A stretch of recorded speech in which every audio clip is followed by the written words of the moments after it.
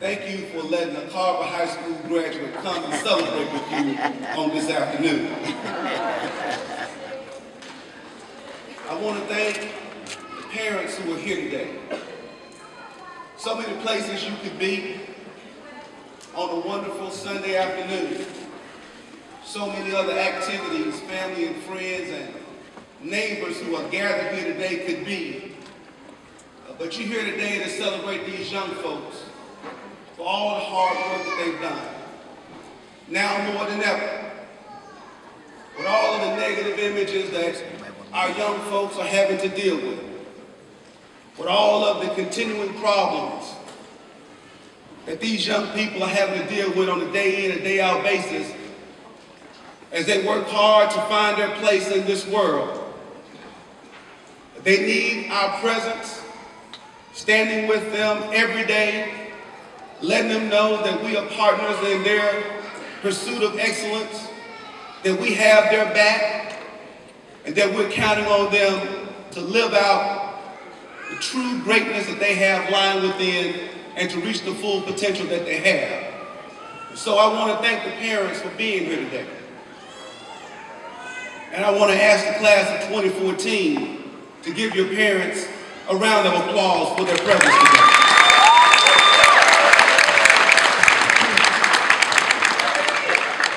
And let me also thank the teachers who are here.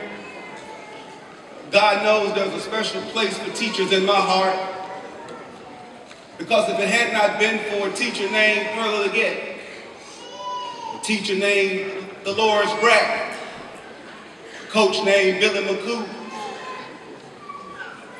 and a vice principal that's sitting over here on the stage, that was my junior high school principal at Riverview Junior High School, who believed in me, motivated me, disciplined me when it was necessary. I couldn't stand before you today, being the lawyer that I am, having practiced law in Memphis now for the last 24 years. Thank God for our teachers.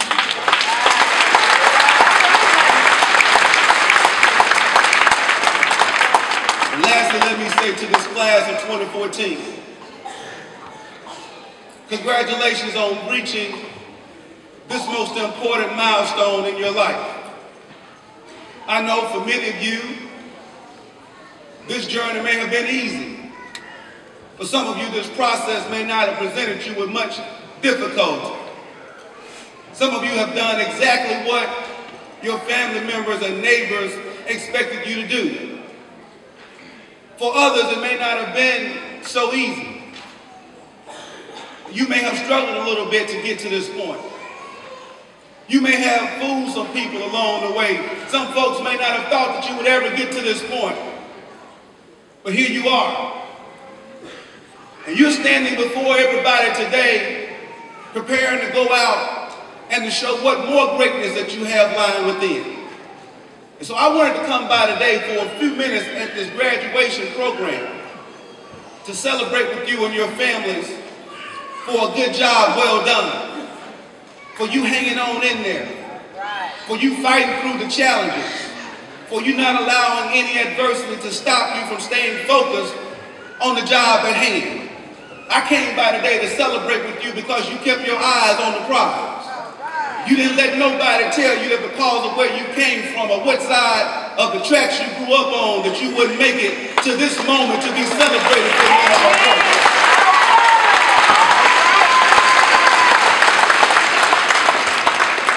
And as much as I want to celebrate with you today,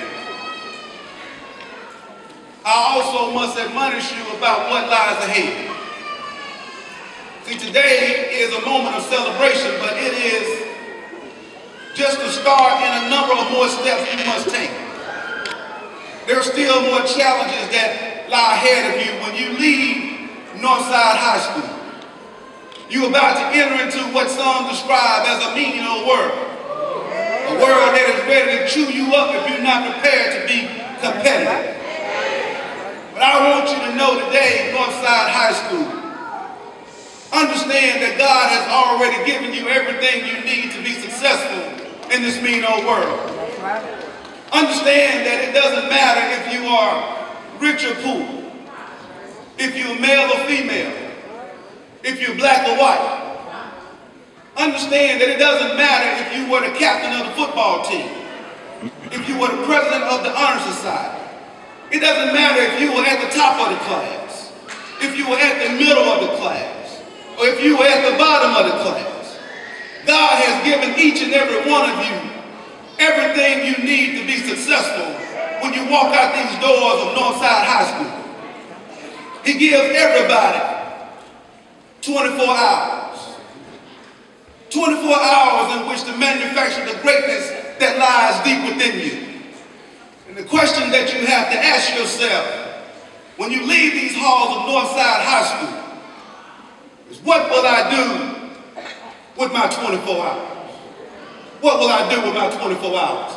If my life means anything, if it stands for anything, it stands for the proposition that if you use these 24 hours properly and invest yourself in an education and prepare yourself to be competitive, you'll watch God raise the bottom rail to the top.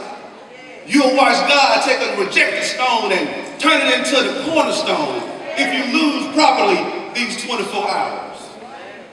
You have to use these 24 hours with the same vigor that Dr. Benjamin Mays, a longtime president of Morehouse College, who broke down these 24 hours down to a minute.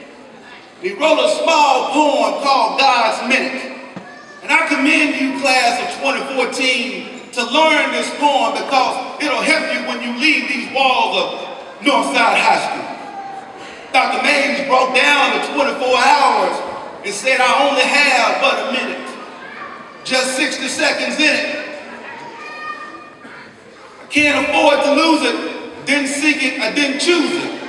But it's up to me to use it. I must suffer if I abuse it. Give account if I lose it. It's just a tiny little minute, but eternity is in it.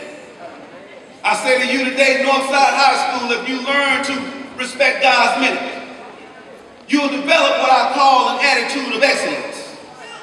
It's an attitude that you'll carry with you every day of your life. When you walk out of these halls and you walk into another room, people who are there will know that somebody special just walked in. They'll know it by the way that you walk. They'll know it by the way that you talk. They'll know it by how respectful you are to your fellow man. You need to have this attitude of excellence, and you need to start developing it right now. I remember when I was at Carver High School and I worked at McDonald's. I was working for $3.15 an hour. But I wanted to be the best employee that George Jones had. I wanted to have this attitude of excellence I'm talking about. Came to work every day on time. Had my uniform on, ready to do the job that was at hand for me. Because I realized that this attitude of excellence would not just take me through the day at McDonald's, but it would prepare me for my future. And because of that attitude of excellence, I was able to go on to Howard University and graduate the most outstanding student. Because of that attitude of excellence, I went on to Vanderbilt Law School, came back home to Memphis and joined one of the most prestigious law firms in town. But it was an attitude of excellence that started when I was a young man. And I commend to the class that are here today, if you take these 24 hours and you respect these 24 hours and you invest yourself in an education, you can do what I've seen God do in my life. Take me from making $3.15 an hour, bringing me up to making over $350 an hour. That's what an attitude of excellence will do for you when you walk out of these doors at Northside High School. And let me just say, while I'm at it hasn't always been this way for me. And I know for some of you, you've been struggling up the rough side of the mountain. You see, long before I became a lawyer, I was a poor kid that grew up in South Memphis, born to a teenage mother who dropped out of high school when she was in the 10th grade. But thank God she was a strong disciplinarian. Thank God she saw something better for me. And she made sure I went to Carver and Riverview every day prepared to develop this temple of my deliverance so that I can rise up to where I belong. And that's the message that I want to leave with you here today, this class of Northside High School.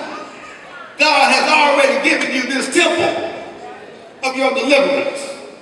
And no matter what your circumstance may be, no matter what trials you've been having to overcome, no matter what adversity that lies in your path, no matter what challenges that await you when you walk out this door, if you develop this temple of your deliverance, you'll rise up to where you belong. You're going to do great things for your lives. You're going to make mom and grandmama proud because they've been praying for you. And they count on you to go forward and bring honor to your name and to your family and to the hood that you represent. I just wanted to come by today to tell you that everything you need is already inside. It's already been planted inside of you. I just want you to know that when you look into the mirror and you're proud of what you see, you'll go out and you'll develop yourself in a way that'll make folks shake their head and wonder, how did it happen? How could you, coming from where you came from, accomplish what you've done? But I know it lies within you because I've walked a mile in your shoes. And every time somebody told me because I was growing up in South Memphis, I couldn't achieve, I just kept on working a little bit harder. I kept on respecting these 24 hours that God had given me. I kept on believing that he didn't bring me this far to leave me. I kept on working. And I commend that you keep on working as well. I'm honored to have this chance to talk to you today. I want you to know how special you are. And I know that if I say it to you long enough, you'll start to believe it. And if you start to believe it, I know that we don't have to worry about what you're going to do when you leave here. Mom and Daddy can rest well at night knowing that you're going to go out and bring honor to yourselves and to your family. I want you to be proud of what you see when you look in the mirror. If you're proud of what you see when you look in the mirror, you'll take care of this temple that God has given you. You'll respect folk when you come across them. You'll treat people like you want to be treated. And as a result of that, you'll watch the Lord lift you higher and higher and higher. As I come to a close today, I want to say to you, class of 2014, if you don't remember anything else I've said, I want you to remember that every time you look in the mirror, please know that God has put a crown above your head. And your job, now that you're emerging out into this mean old world, is to work hard enough to wear your crown. To study long enough to wear your crown. To grow tall enough to wear your crown. To be trustworthy enough to wear your crown. To be courteous enough to wear your crown. To be respectful enough to wear your crown. To be honorable enough to wear your crown. That's what we expect of you. That's what Mom and Dad have been praying for all these years. We want what's best for you. We know it lies deep within you. And we're expecting nothing but the best from you. So let me take my seat and share with you.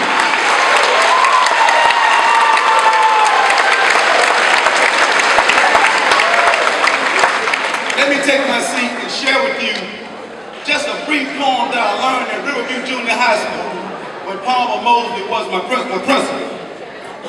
I leave this with this class of 2014. The present condition and dark circumstance may make it appear that I have not a chance. The odds may be against me, this fact I admit. I haven't much to boast of, just a little faith and grit. But in spite of things that may stand in my way, I'm determined to be somebody. Someday, some may say I've had a poor start, but maybe I have, but I'll handle my part. Because at the end of each round, I'll be on my feet, because there's something in me that's hard to be. So let others do as they will or as they may. But as for this class of 2014 of Northside High School, be determined to be somebody someday.